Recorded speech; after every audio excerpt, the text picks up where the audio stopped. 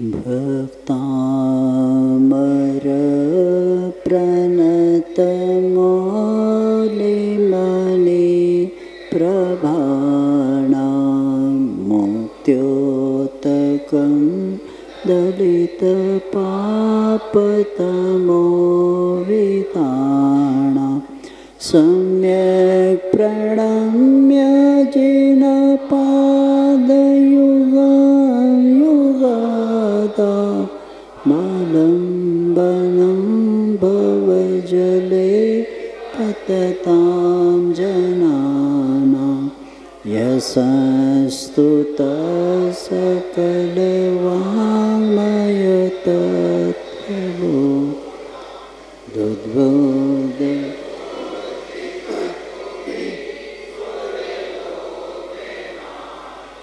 स्तोत्रे जगत्त्रितयचित्तहरेरुदारे स्तोषे किलामपि तं प्रथमं जिनेन्द्रम्। यहाँ तक आयुष्य। आचार्य मानतुंग मुनि महाराज भगवान के स्तुति करते हुए कहते हैं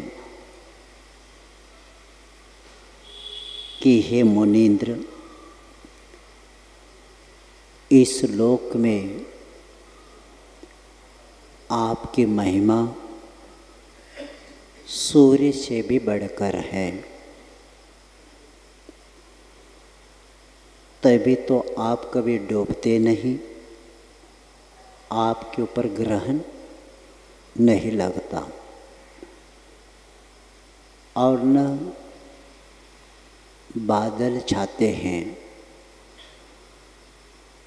क्योंकि आपका ज्ञान इतना अधिक है कि उससे 3 लोक को एक साथ प्रकाशित वो करते हैं। यहाँ बताने के बाद अब आगे के इसमें 18 नंबर छंद में बताया जा रहा है कि चंद्र से भी सौम्यता आप में है। यही है ना, यही लेना है ना। नित्योदयं दलितमोहमहान्धकारम्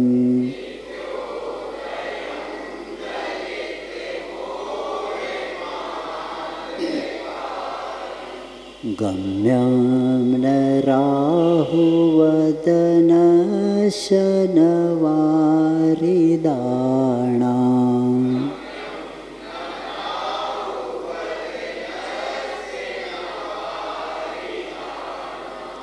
विभ्राजते तव मुखाब्जमनल्पकान्ति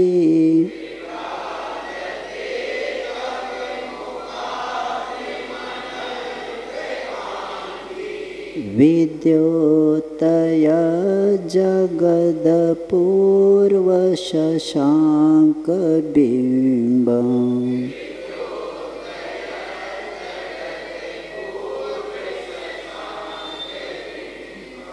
हाँ, आचार्य कहते हैं भक्ति की निरंतर बढ़ती हुई प्रवाहमान धारा में अवगाहन करते हुए आचार्य मानतु यदि उपमाओं को की श्रृंखला में सूर्य और चंद्रमा को रखना भी उचित नहीं समझते हैं, क्योंकि कई धर्मों में उनकी मान्यता होने के कारण वह जगत में श्रेष्ठ सर्वश्रेष्ठ पदार्थ माने गए हैं। जबकि वस्तुस्थिति है कि तीनों लोक में मान्य सर्वश्रेष्ठ पदार्थ कोई है तो परमात्मा पद है।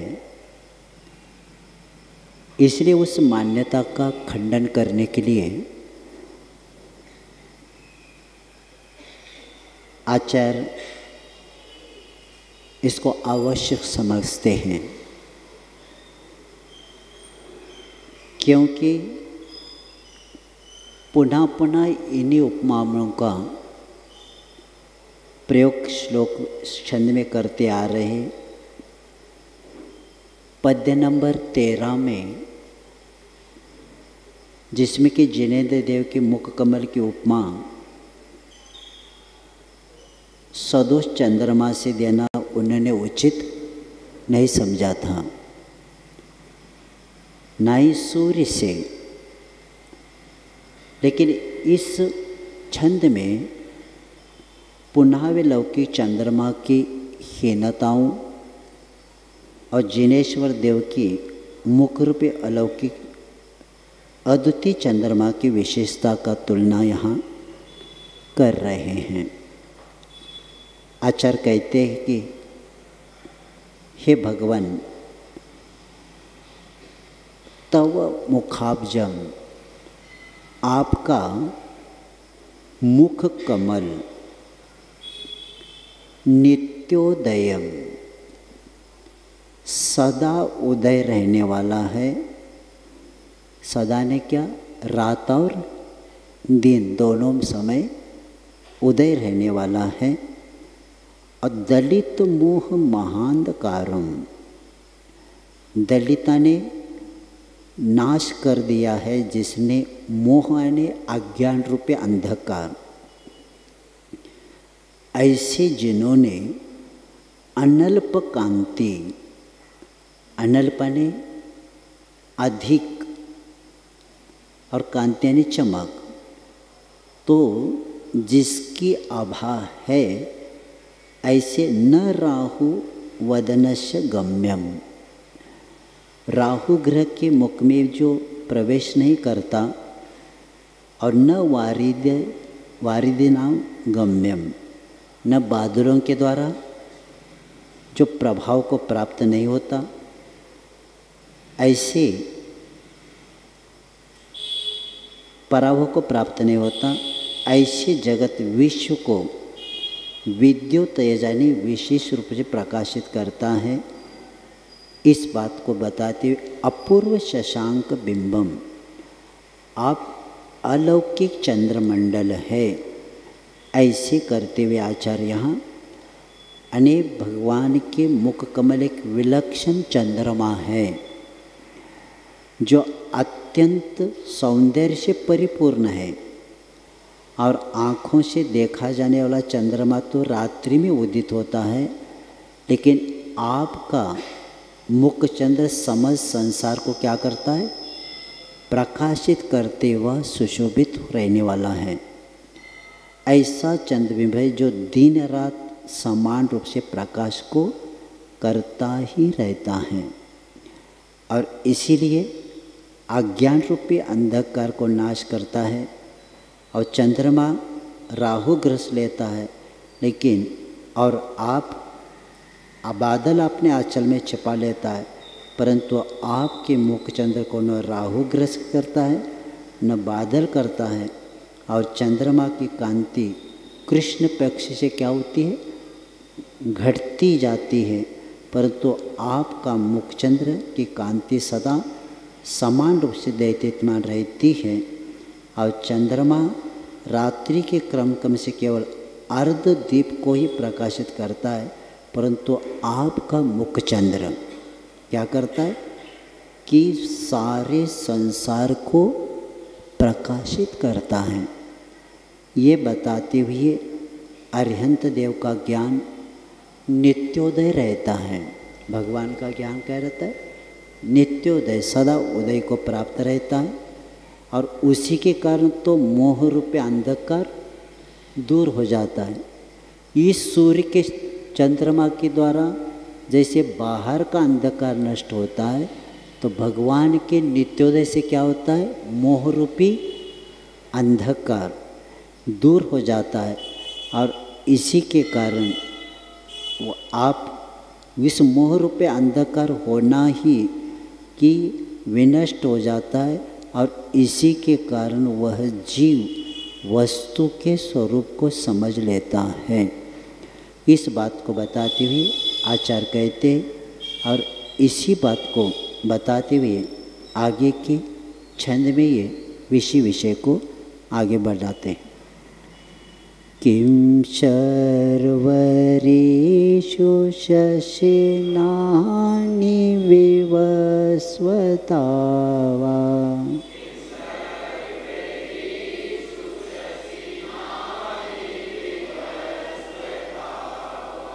युष्मन्मुखेन्दु दलितेषु तमसु नाथ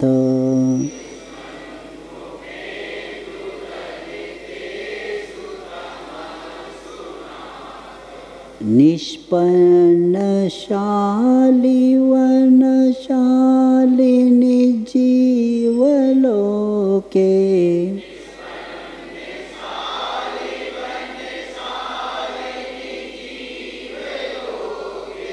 कार्यं कियत् जलधरेर्जलभारनम्रे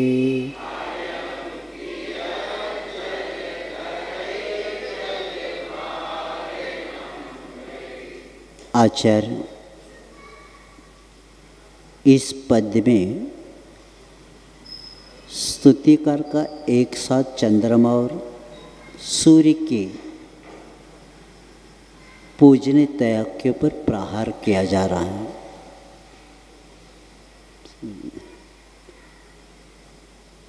तो यहाँ पहली लाइन में जो आया था ना, शशिनाहनि, यहाँ उच्चारण सावधानता से करना। पहले लाइन में कौन सा शब्द है, शशिनाहनि, ह आधा है और क्या है, नी है।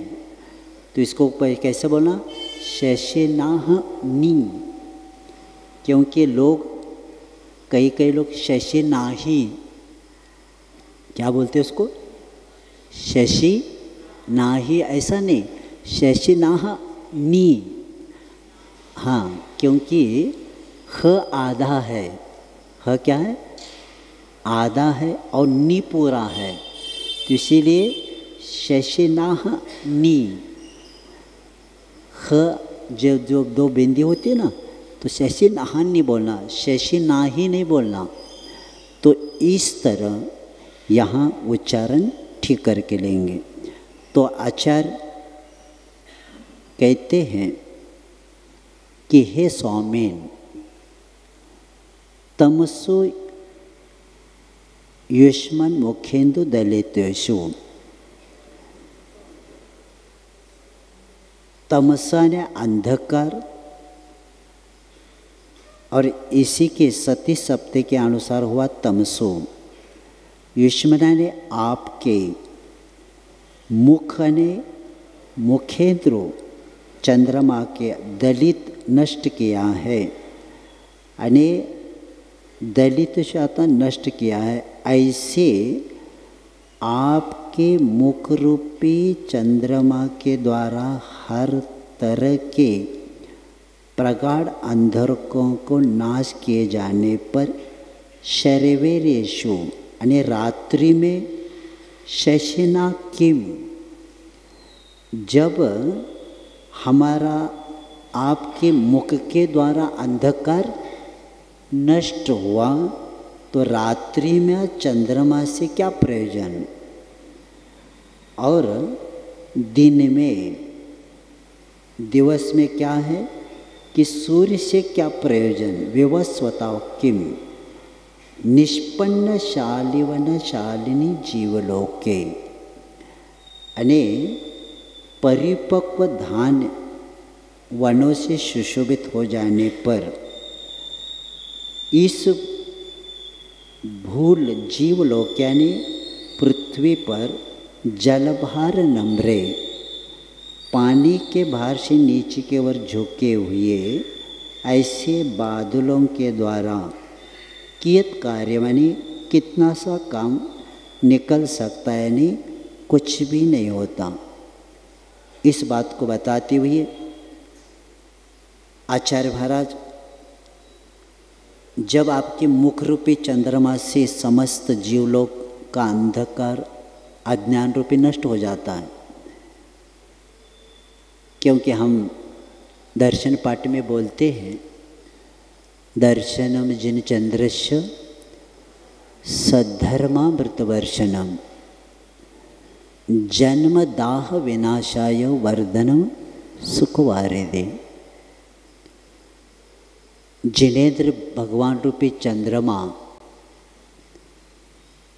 का दर्शन करने के बाद, यानी भगवान के दर्शन करने के बाद जन्म दाह विनाशाय, जन्म रूपी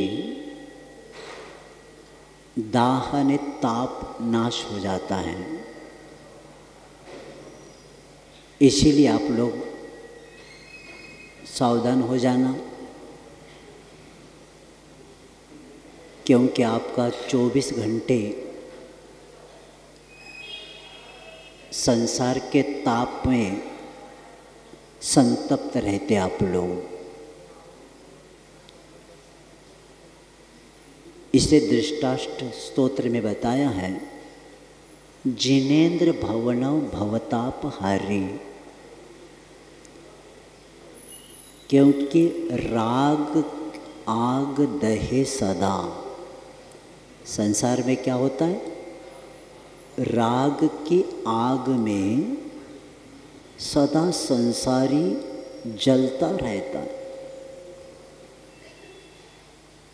इसीलिए सुबह जब हम मंदिर जी में आते हैं तो पूरा दाह क्या हो जाता है, नष्ट हो जाता है।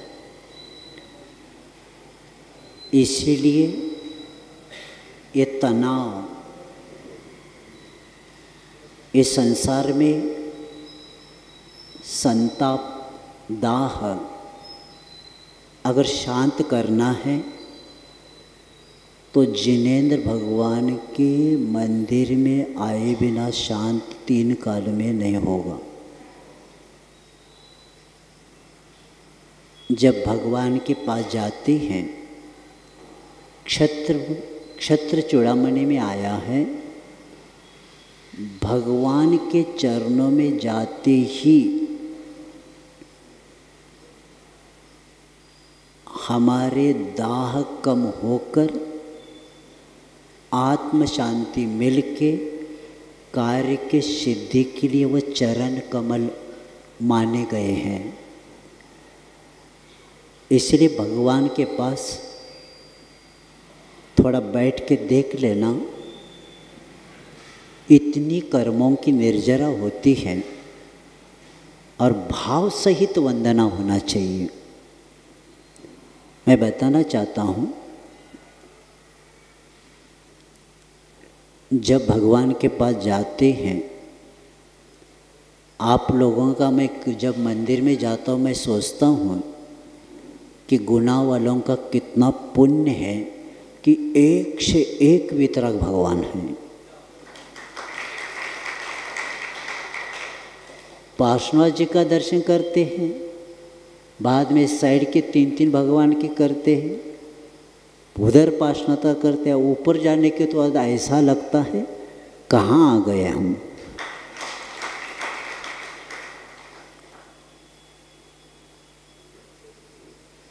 इतनी वितरागता है, लेकिन ज्ञान चक्षु के द्वारा दर्शन होना चाहिए, चर्म चक्षु से दर्शन नहीं होगा।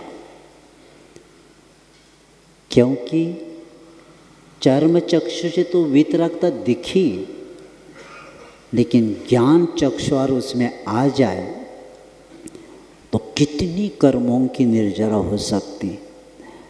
वो पद्म प्रभु भगवान, वे पुराने दो भगवान साइड में ऐसे ऐसे लगते हैं कि दर्शन करने के बाद ऐसा लगता है कि कहाँ हम आए क्या पता। तो इसीलिए जन्म दाह विनाशाय वर्धनम सुखवारिदे, और सुख रूपी समुद्र का वर्धन होता है। हमारा क्या होता है? सुख वर्धन होता है, और सद्धर्म अमृत का वर्षावन करने वाला कार्य होता है। क्योंकि भगवान को देखना ही हमारे सद्धर्म वर्ष, यानी जो धर्म हमारा जिन धर्म है, वैसे लगता है कि उसकी वर्षा ही हो रही है। और इसीलिए तो हमारा संसार का ताप सब मिट जाता है। भूमि कितनी भी टेम्परेचर के साथ, भूमि कितनी भी तपी हो, अगर एक बार झड़ी शुरू हो जाए, पानी बह जाए, तब क्या होता है? सब शांत हो जाता है। तो भगवान के दर्शन तो वीतराग प्रतिमा का इतना प्रभाव है, हम शब्दों में वर्णन नहीं कर सकते। अपने अपने अनुभूति का विषय है। तो इसीलिए दर्शन पाठ में बताया है कि जन्म दाह विनाशाय, इसलिए भगवान के दर्शन हमारे लिए इतने महत्वपूर्ण है। आपको कितना भी तनाव हो, कितनी भी टेंशन हो, कोई भी चिंता हो, भगवान के पास जाते ही सब शांत हो जाता है। उसका एक ही कारण है वीतरागता। और वीतरागता के द्वारा क्या नहीं मिलता अपने को। तो इसीलिए आचार्य कहते हैं कि वह चंद्रमा केवल रात्रि को ही लौकिक अंधेरा को क्या करता है? दूर करता है। लेकिन इससे विपरीत आपकी कीर्ति और प्रभा रात दिन जगमगाता ही रहते। क्योंकि हम शास्त्रों में पढ़ते हैं, जब समूह शरीर की रचना हो जाती है तो तीर्थंकर देव की कांति के कारण 24 घंटे क्या होता है? प्रकाश होता है, वहाँ अंधेरा होता ही नहीं। और इसी के कारण वहाँ न रात्रि में चंद्रमा की आवश्यकता है, न दिन में सूर्य की आवश्यकता है। कहाँ? समूह शरण में। तो उसी तरह क्योंकि आवश्यकता रहे भी क्यों? क्योंकि कार्य की निष्पत्ति होने के बाद कारणों का कोई मूल्य है ही नहीं। कार्य की सिद्धि हो गया हमारा, अब कारणों की आवश्यकता नहीं है। इस उदाहरण के लिए आचार्य बताते हैं कि खेत पक गए, फसल आ गई है और कटने का समय आ गया फसल को। लेकिन उसी समय क्या हो गया? वरुण देव ने गर्जना शुरू किया और मूसलाधार पानी बरसाए, तो उससे लाभ की अपेक्षा क्या होगी? हानि ही होना ही है। तो पानी को बरसते देखकर जैसे वहाँ पानी बरसता है, उसी तरह किसान के आँखों में से भी पानी आ जाता है। तो इसीलिए आचार्य कहते हैं, इस प्रकार जो समस्त जो सरागी देव है और जो वीतराग देव है, ये दोनों की तुलना करते हुए आचार्य इस उदाहरण देख के समझा देते हैं। अब आगे कहते हैं कि अन्य लोगों की जो मान्यता है उसी को लेके आचार्य कहते हैं कि आपका ज्ञान निरपेक्ष है, क्योंकि संसार में हम देखते हैं कि अन्य लोगों का जो ज्ञान है वो सापेक्ष है और आपका ज्ञान क्या ऐसा है, निरपेक्ष है। इसी बात के लिए 20 नंबर के छंद में बताते हैं। ज्ञानं यथा त्वविभाति कृतावकाशं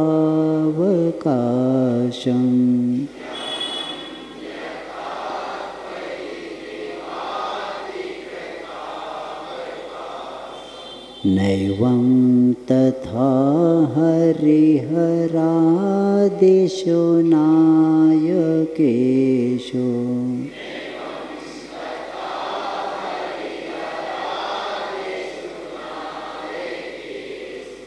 तेजः स्फुरन्मनीषु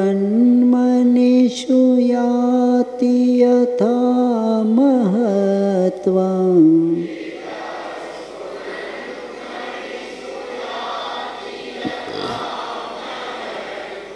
नैवं तु काच शकले किरणाकुलेऽपि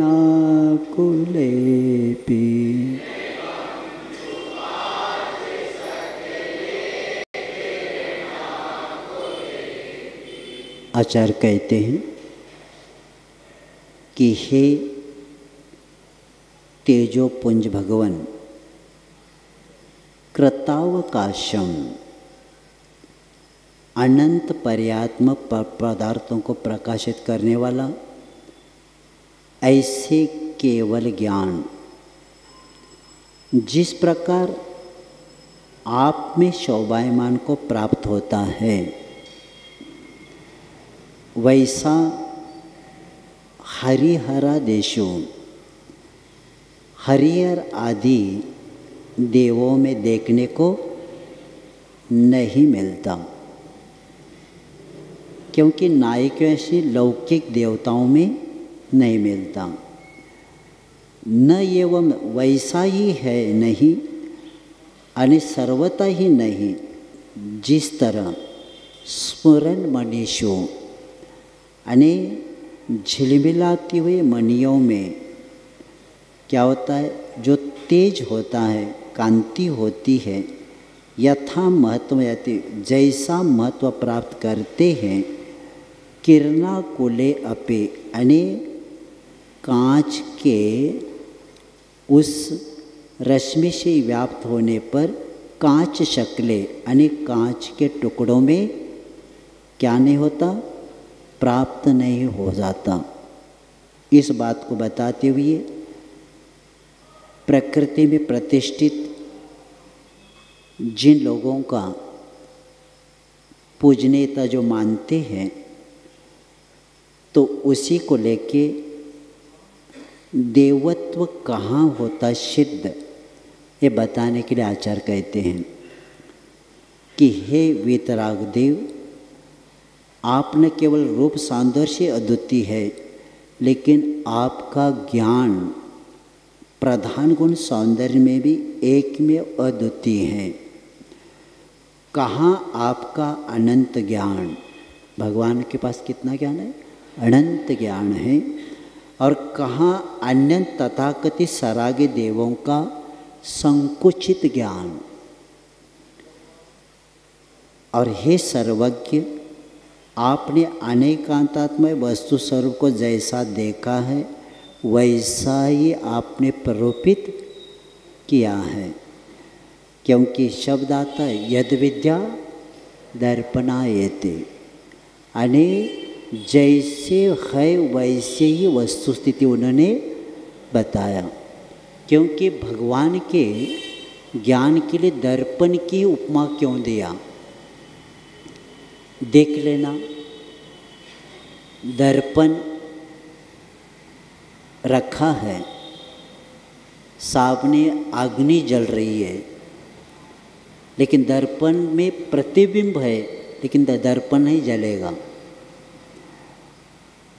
और वस्तु दर्पण में नहीं जाती, दर्पण वस्तु की ओर नहीं जाता, लेकिन वस्तु दर्पण में प्रतिबिंबित होती हैं। इसलिए कहा गया है कि हमें जो परोक्ष ज्ञान है वो तो हम इंद्रिय के द्वारा जानते हैं, लेकिन प्रत्यक्ष ज्ञान हम प्राप्त नहीं कर सकते। दीवाल तक जानते हैं, दीवाल के इस तरफ उस तरफ क्या है हम नहीं जानते। वो कौन बताएगा?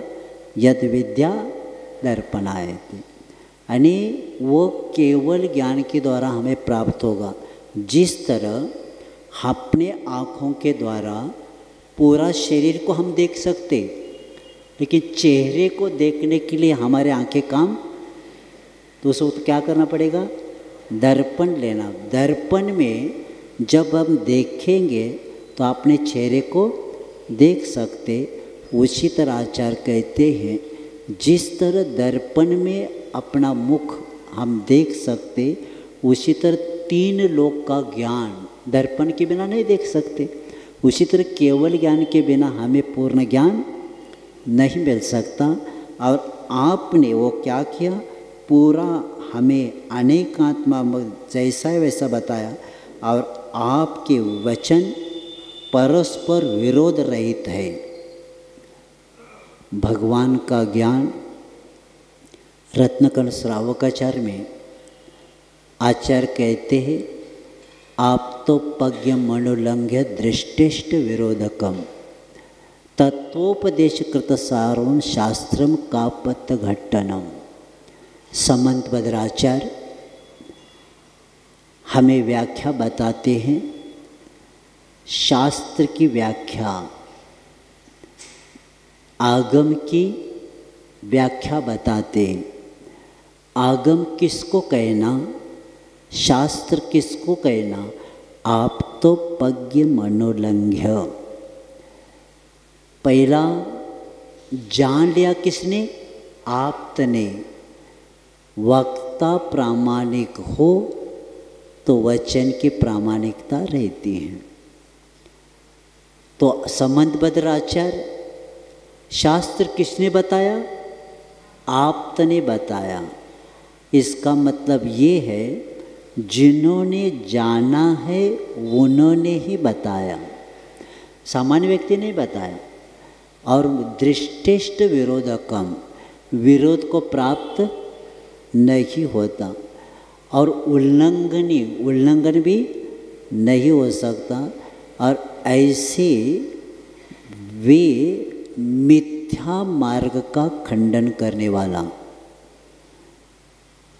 तत्व का उपदेश, तत्वोपदेश कृत सार्वम, यानी तत्व का उपदेश देने वाला और प्राणी मात्र का कल्याण करने वाला। जैन धर्म विश्व धर्म है। जैन धर्म क्या है?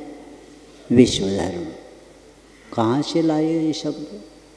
मोक्ष मार्ग नेतारम भेत्तारम कर्मभूता ज्ञातारम विश्व तत्वाणाम वंदे तद्गुण लब्धे। अने हमारे भगवान एक संप्रदाय, एक गति, एक प्रांत वालों को नहीं उपदेश दिया। हमारे भगवान ने 12 सभा लगी है, सब प्राणी मात्र, तिर्यंच, पशु पक्षी, मनुष्य, देव सब बैठे। अने भगवान की वाणी, इस सारवाणी प्रत्येक प्राणी मात्र के लिए कल्याण के लिए उपदेश, सार्वम कापत्त घट्टनम। तो उन्हीं के द्वारा वे मिथ्या मार्ग का उन्मूलन करने वाला है। और ऐसी जिनवानी हमें मिली है कि प्रत्येक व्यक्ति उसका पान करके अमरत्व को प्राप्त कर सकता है। इतना इसका विषय श्रुत पंचमी के दिन भी इस विषय को हमने रखा था कि भगवान की वाणी हमारे विषय कषाय को विरेचन करती है, जन्म जरा मृत्यु के नाश के लिए काम करती, अमृत का काम करती। और वे दुख के नाश करने के लिए हमें तत्व का बोध दे देता है और कर्म क्षय के लिए निमित्त बन जाता है। तो ऐसे वे मिथ्या मार्ग का उन्मूलन करने वाला है, क्योंकि जो छद्मस्त देवों के द्वारा जो वचन होते हैं वो परस्पर विरोधी होते हैं। शास्त्र का अन्य समाज का मैंने कहीं पढ़े,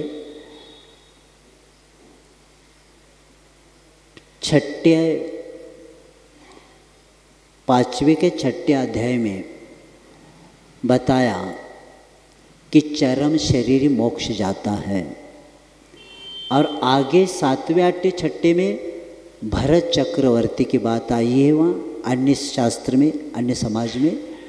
तो वो कह दिया एक हिरण के प्रति स्नेह ज़्यादा हो गया और स्नेह के कारण ये मर के भरत चक्रवर्ती क्या बन गए,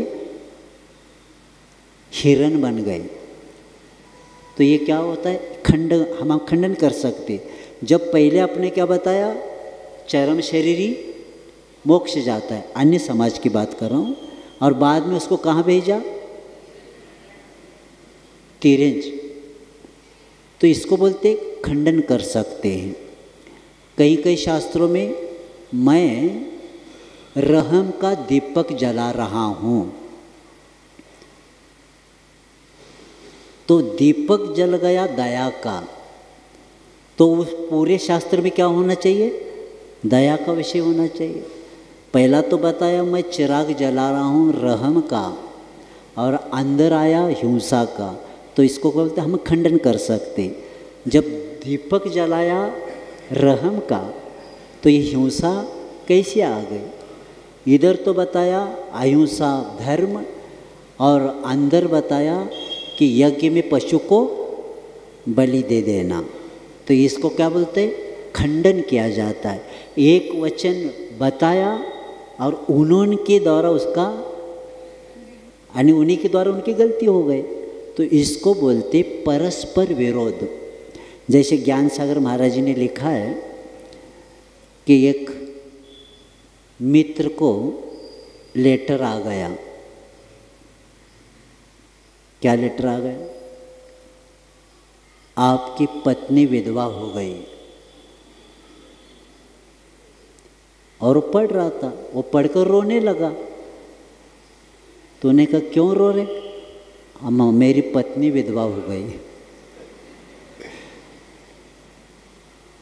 तो ये हम अनुमान से भी जान सकते हैं, जब ये खुद व्यक्ति है तो उसकी पत्नी विधवा कैसी होगी, इसको बोलते अनुमान।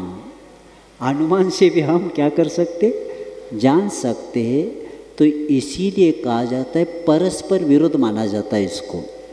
तो इसीलिए विरोध से रहित और आपके स्थान पर ज्ञान सामान्य शुद्ध रूप से जो शोभा को प्राप्त होता है वह लौकिक देवों में नहीं होता, क्योंकि मिथ्या दर्शन के कारण ज्ञान भी क्या होता है, मिथ्या होता है। इसलिए सावधान हो जाना, सम्यक दर्शन को प्राप्त करना। अगर आपके पास मिथ्या दर्शन है तो आपका ज्ञान कभी भी सम्यक ज्ञान नहीं हो सकता, क्योंकि प्रश्न किया गया मैं भी जानता हूँ वही, ये भी वही जानता है, तो आपने सम्यक मिथ्यात्व क्यों बताया।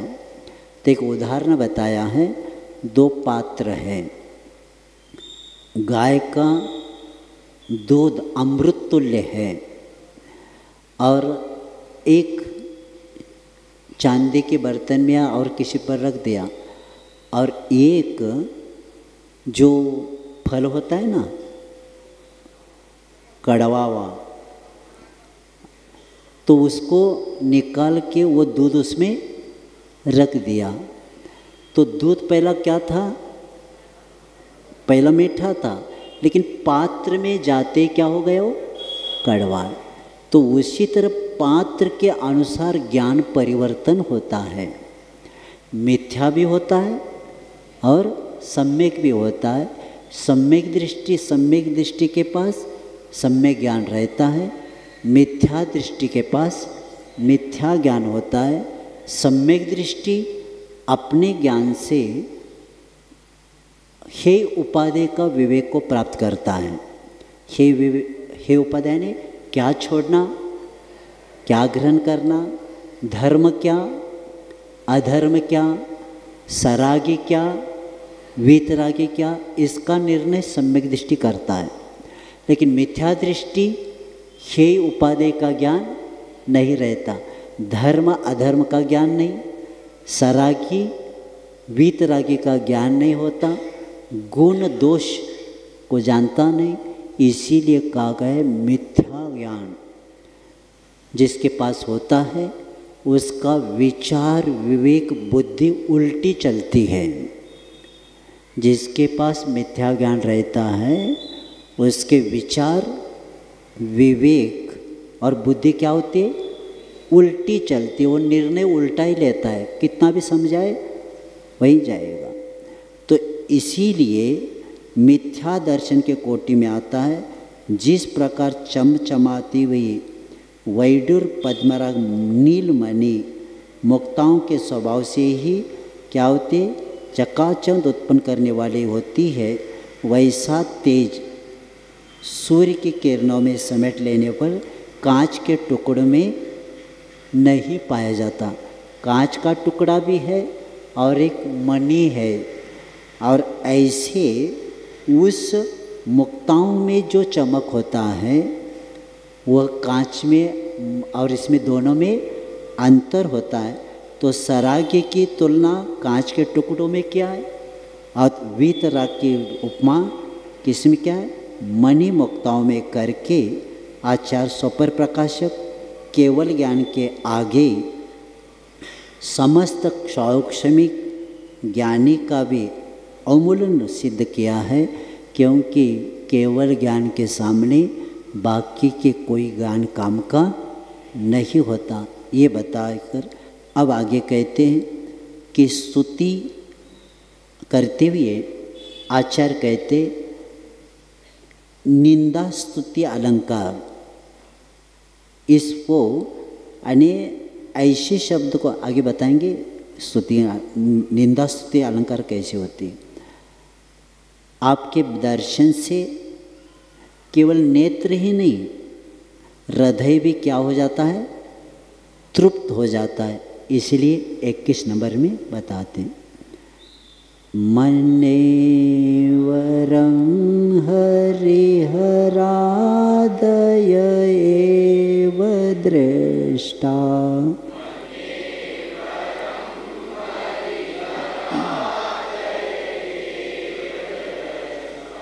दृष्टेषु येषु हृदयं त्वयि तोषमेति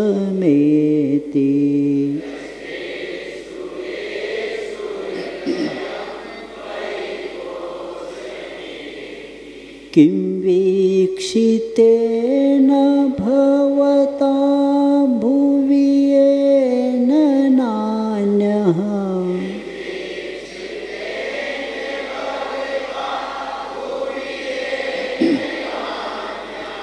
कश्चिन्मनोहरति नाथ भवान्तरेऽपि।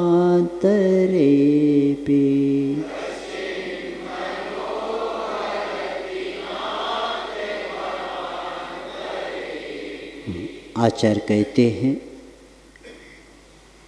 कि हे पुराण पुरुष, मन्ने वरम हरिहरा एव दृष्टा, कि हे भगवान मैं मानता हूँ कि हरिहरादय जो है लौकिक देव हमारे द्वारा देखे गए, यह अच्छा ही हुआ। उनको मैंने देखा, ये बहुत अच्छा ही हुआ। क्योंकि येषु दृष्टेषु, जिनके देख लेने पर मेरा हृदय मेरा मन आप में संतोष को प्राप्त हुआ। बहुत अच्छा हुआ, उनका मैं पहला देखा था। उनको देखने के कारण तो आपको देखने के बाद मैं संतोष को प्राप्त हुआ, क्योंकि आप में विकसिते न भवता, आपको देख लेने से क्या येन भुवि अन्य कश्चित भवांतरे अपि, यानी क्या जिसे भूमंडल में अन्य कोई जन्म जनांतर भी मन को, चित्त को, हृदय को हरण नहीं कर सकता। एक सामान्य नियम है होता है कि जब तक मूल वस्तु के समानांतर कृत्रिम वस्तु सापेक्ष रूप में उसकी तुलना में नहीं रखी जाती, तब तक मूल वस्तु का सही मूल्यांकन नहीं होता। तो कांच के टुकड़े की कीमत तभी तक होती है जब तक सामने मणिमुक्ता नहीं आ जाती। यही प्रकृति में अकेला सिर्फ दिन होता, रात्रि नहीं होती तो केवल प्रकाश ही प्रकाश होता था।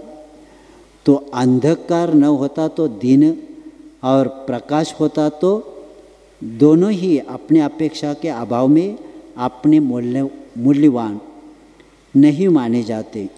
जितने कि सद्भाव में जब तक परस्पर विरुद्ध वस्तु सापेक्ष रूप में तुलना नहीं की जाती, तब तक निरपेक्ष और मौलिक वस्तु का यथार्थ मूल्यांकन नहीं किया जाता, क्योंकि असली की कीमत भी नकली की उपस्थिति से ही होती है। और नकली वस्तुओं तो मूल्यांकन हम निर्णय नहीं कर सकते, क्योंकि इसके पहले 20 नंबर और 21 नंबर में आचार्य महाराज ने सराग और वीतरागी देवों की तुलना करते हुए उसका मूल्यांकन बताते कि हे पुराण पुरुष, ये तो अच्छा ही हुआ कि मैंने मूढ़ता के क्षणों में तथाकथित लौकिक देवों को क्या किया था, अवलोकन कर लिया था। अगर उन्हें न देखता तो उनकी दोनों अरुचि कैसी हो जाती थी मेरी। वस्तुतः उनमें वह आकर्षण नहीं था कि मेरे लोचन मन को एकटक एकाग्र करके अपने में रोक सकते हैं। जब उनको मैं देखने के गया तो मेरा हृदय चंचल हो उठा और टिक गया केवल उनकी, और हो गया क्योंकि देखने माँ से हो गया केवल उनकी, लेकिन केवल आपकी सौम्य मुद्रा देखते ही मैं शांत हो गया, क्योंकि जब उनको देखते हैं तो हमारा उपयोग सब जगह चेंज हो जाता है। किसके द्वारा होता है कि दूसरे में जे उनको अवलोकन करते ही हानि हो जाती है और मन अपने में एकाग्र हो नहीं पाता, लेकिन आपको देखते ही एकाग्र होकर जन्म जन्मांतर तक भी अन्य किसी को देखने का नाम नहीं होता। क्योंकि कल परसों बताया था, आद्य में सफलम नेत्रे जन्म कृते आता है ना, यानी मेरा जन्म सफल हो गया, मेरे नेत्र भी सफल हो गए।